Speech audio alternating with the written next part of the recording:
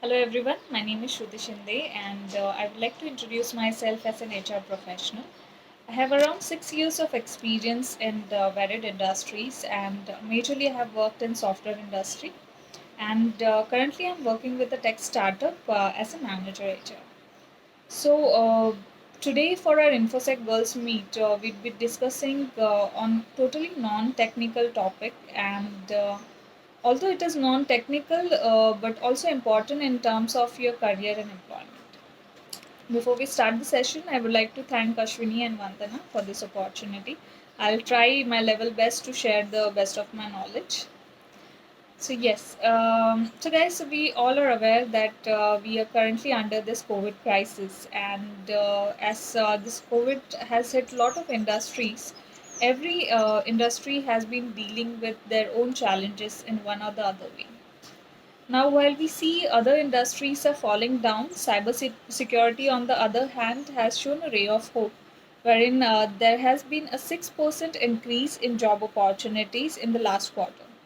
So you can see that jobs in cybersecurity are still going to flourish even in the pandemic situation.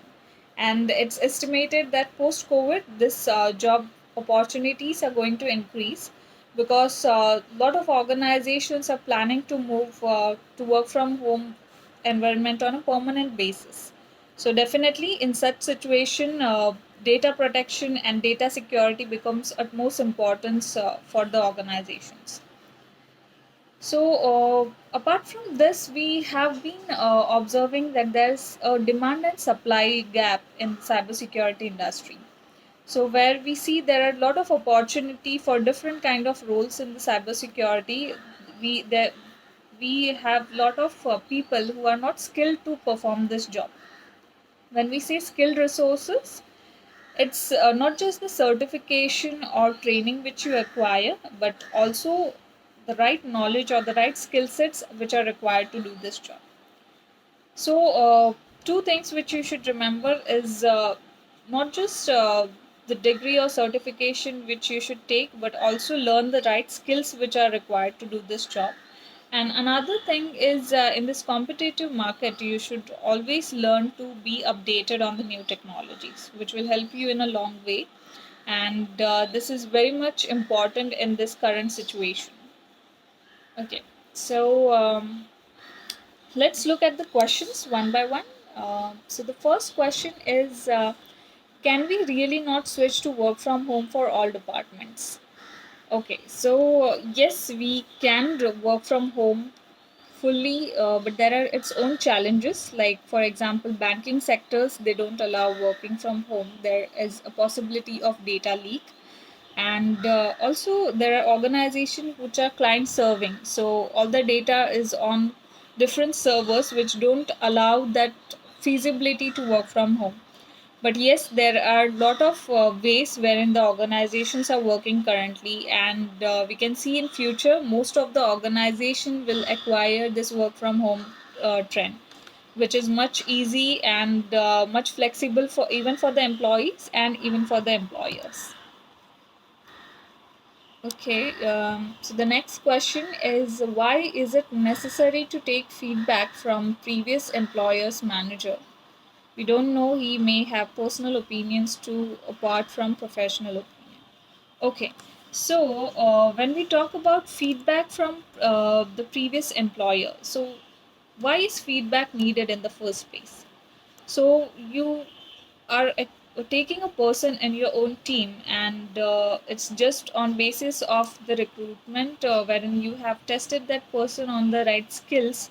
You might have done some machine test or a personal interview, but then you don't know how this person will work in a particular situation, or given some situation what will be this person's reaction. So it is just to take corrective measures. The feedback from previous employer is important, and although the feedback may be biased, or there might be situation wherein the feedback has been given in an opposite way, but it's not to take any final decision, but it's always to take corrective measures. So this is a precautionary step which is taken by the employers. Okay. So the next question which we have is how to establish meaningful relationship with coworkers.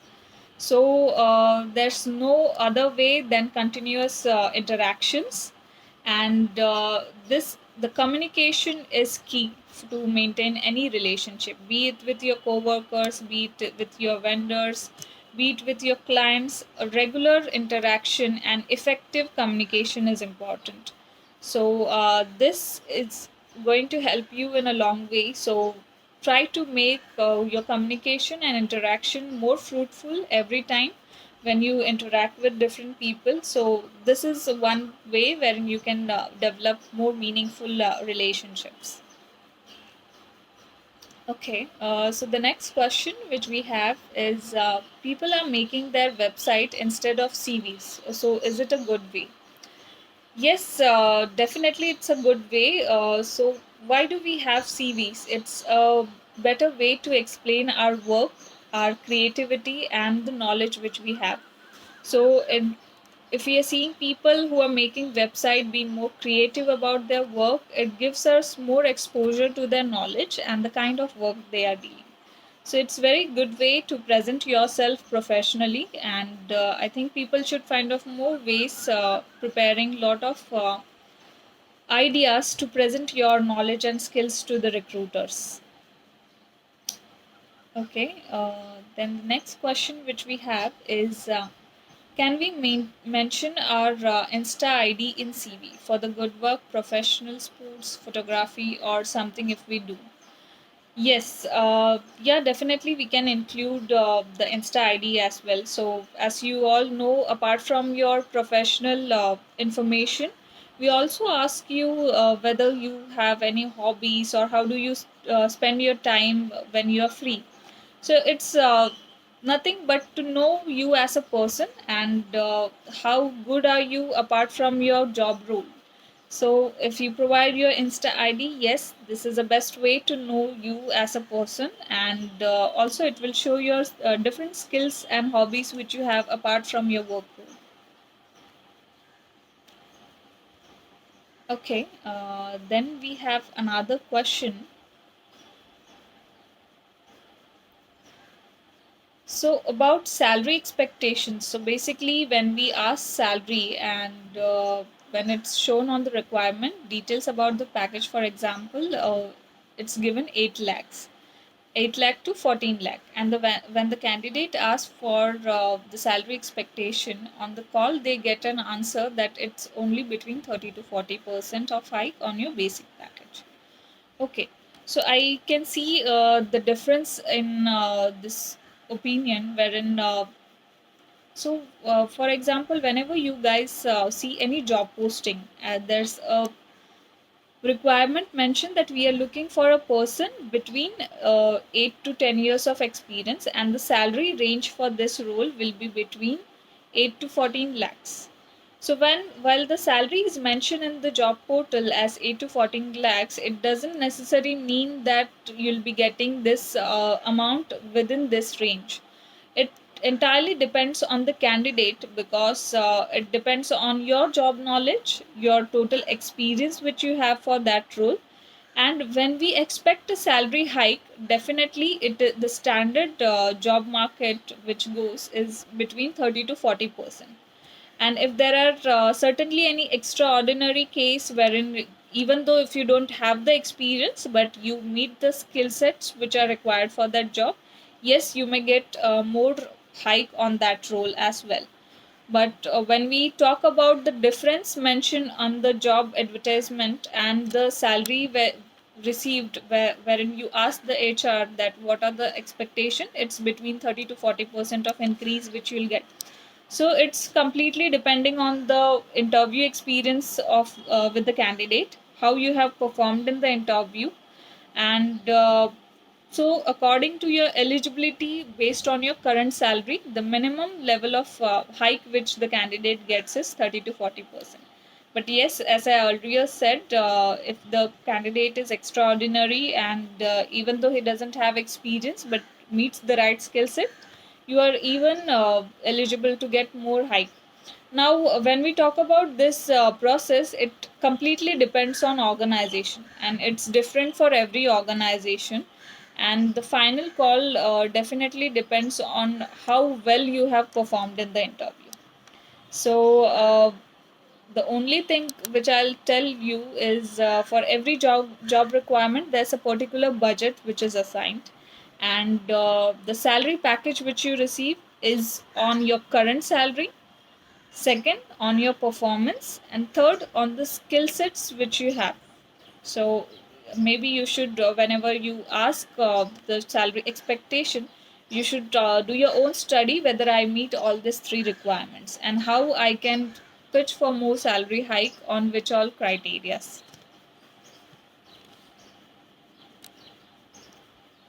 Okay, then let's move to next question.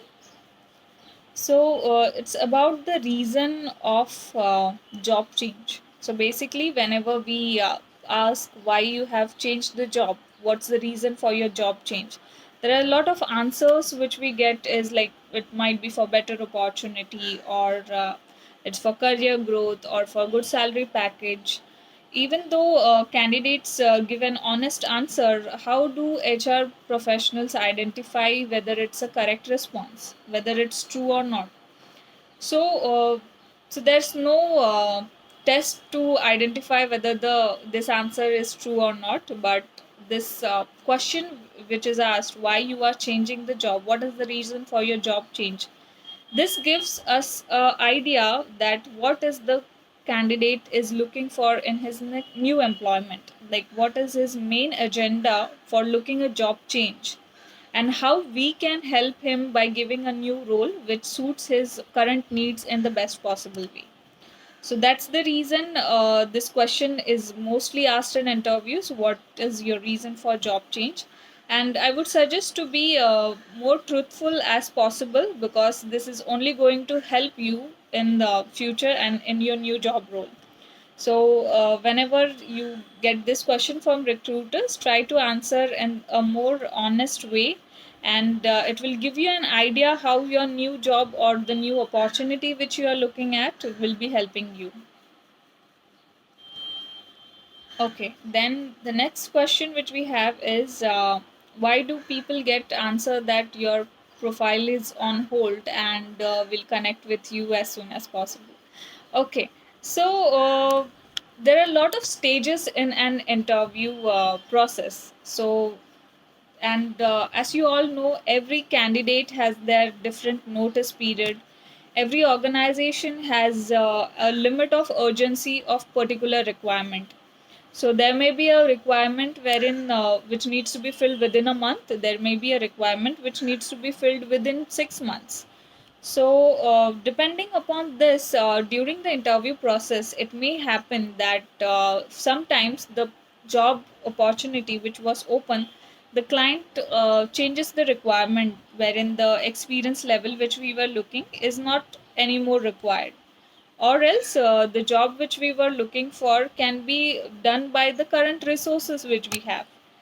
But yes, in future we might require some junior person to help the team which is working on this current role. And that's the reason lot of times what happens is even after interview, the certain profiles which have been shortlisted for the role are kept on hold. For example, these people are kept on hold for a next good opportunity, or whenever this current opportunity reopens.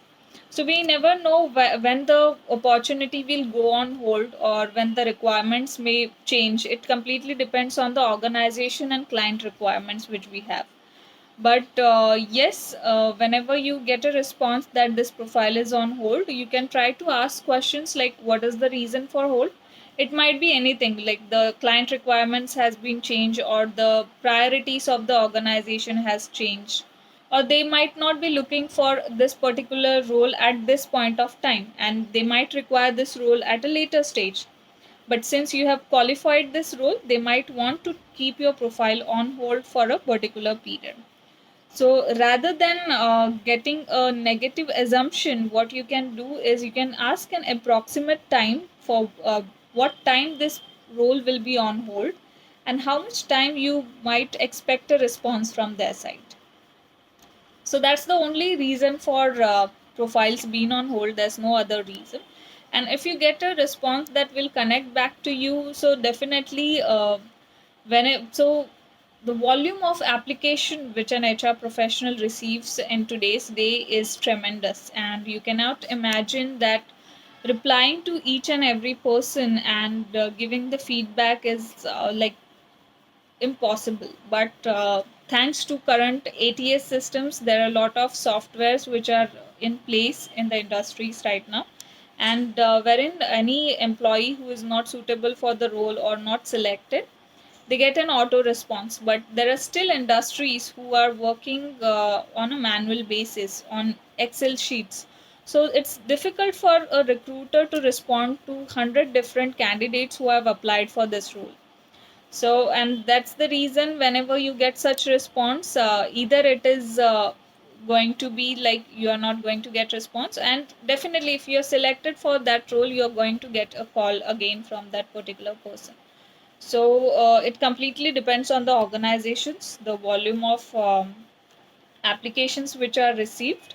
But yes, what you can try from your side is to understand what is the current status, and maybe if you are very keen on that particular job, you can try and get in touch with that particular recruiter after a period of time, like what's the status and whether it's going to be there or it's completely closed. Okay,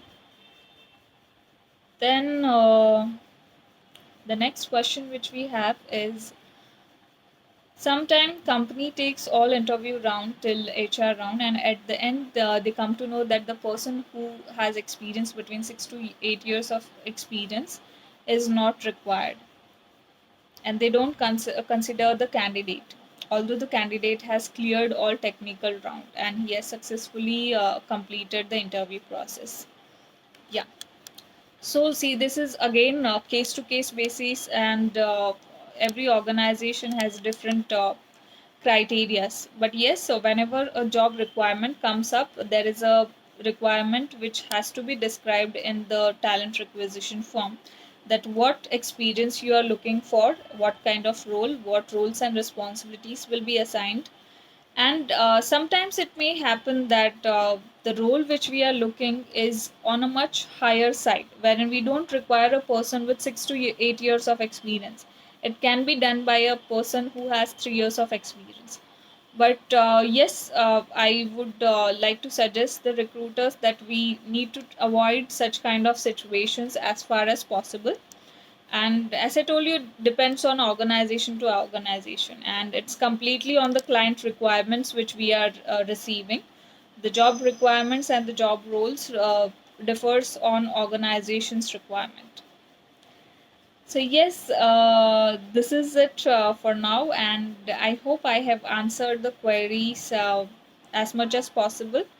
Anytime if you guys feel that there are certain questions in your mind in terms of how HR professionals work, how the interview are taken care of, so you can get in touch with me. And one thing which I would like to tell you guys is I receive a lot of questions wherein candidates are more bothered about the response from the recruiter.